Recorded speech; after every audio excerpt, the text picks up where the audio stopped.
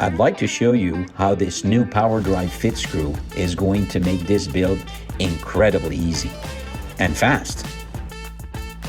Only 2x4s. We are going to cut them all at 16 inches. Could be more, but let's do 16 for now, and cut 4 others at 15.5. Okay, let's put this together. First, 4 flat pieces assembled with the 9x6 fit.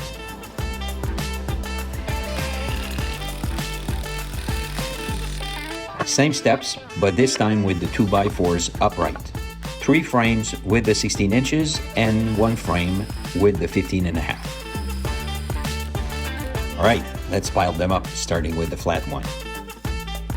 The 15.5-inch frame will hold the shelf either for landscape fabric in dirt or simply a flower pot. To finish this off in style, we'll cut 4 pieces of 5/4 by 6, 45-degree angle, 22.5-inch at the longest point. Use the same fit to assemble the 4 corners. Could it be easier? Really? Beauty.